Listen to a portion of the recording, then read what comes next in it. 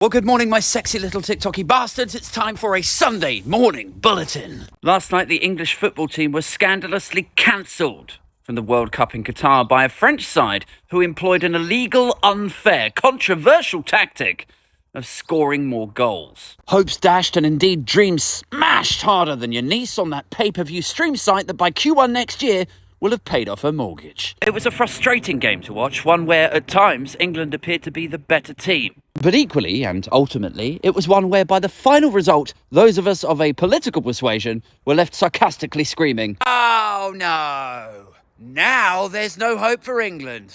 It's important to emphasise, though, that on such a sad occasion, the night was not without its humour. Because people with brains could scarcely contain their laughter at the visage of a succession of Tories cheering on a country they had spent over a decade fucking over. Even enthusiasm's own id, Boris Johnson, got in on the act, cheering on his own side. Wait, hang on a second. I didn't think Russia were playing. Millions of us have been left wondering if the same AI that could take such a leap as to paint beautiful selfies and can write its own code might soon develop a self-awareness that evades Tories who claim to love the same country they habitually assault. Because clumsy parallels be damned, the Tories really are like domestic abusers. Like after 12 years of financial, physical and psychological mauling, they still have the gall to rock up to the Christmas party like... I do love her, though, although there's no fucking evidence to show that. Elsewhere in the news, the fallout or right-wing public prolapse from the Harry and Meghan documentary continues. They should be stripped of their titles, say Tory MPs. I don't see how this isn't treason, says oxygen-starved LBC caller. Now, obviously, the documentary raised many questions. The most pressing of which being, has a national press ever soiled itself so publicly before? Perhaps another might be, why is my Twitter full of people like this idiot? Well, I think Kanye should be allowed to say whatever he likes. You know, it's freedom of speech. This isn't Nazi Germany, you know?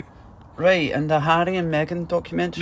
No, I don't like the way that she laughed, and she should be burnt as a witch. Now, I think if we're honest with ourselves, we can agree that the whole thing has been an amusing sideshow to distract us from the cost of living crisis. I just hope the royal family are okay after this. Mostly because it's been an exercise in observing how easily manipulated people are. Because they drink in their opinions from corrupt tabloids, that is more offensive to them than Boris Johnson lying to the Queen, Prince Andrew fucking a child, or indeed the Queen abandoning her own handicapped cousins and leaving them to die alone and penniless.